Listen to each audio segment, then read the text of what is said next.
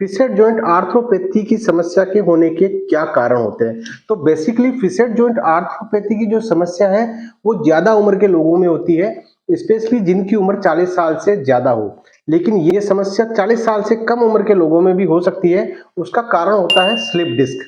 यानी जब हमारी जो डिस्क है उसका जो मटेरियल है वो बाहर निकल जाए, यानी स्लिप डिस्क की समस्या हमें हो जाए और हमारी जो डिस्क है वो पिचक जाए। तो उससे एक्चुअल में होगा क्या है कि उससे हमारी जो वर्टेब्राज है उनकी जो हाइट है वो कम हो जाएगी, और उसकी हाइट कम होने से ये जो पीछे की तरफ फिक्सेड जॉइंट है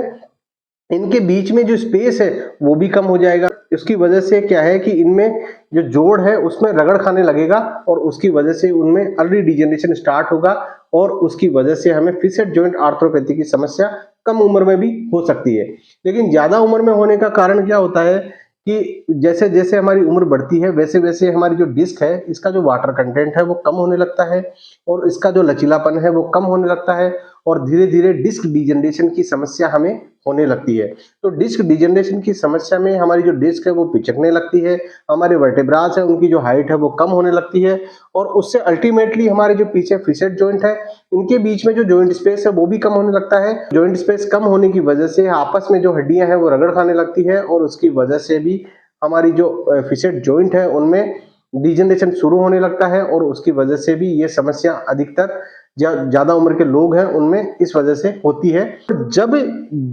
जब ये जो जोड़ है जब इसमें डिजेनरेशन शुरू होता है तो उसकी वजह से ओस्टियोफाइट का फॉर्मेशन होने लग जाता है, और ओस्टियोफाइट बनते हैं। वो ओस्टियोफाइट हमारी जो नर्व्स है उन पे दबाव बनाने लगते हैं, और उसकी वजह से कई बार हमें रेडिएटिंग पेन हमें हमारे पैर में भी महसूस होने लगता है।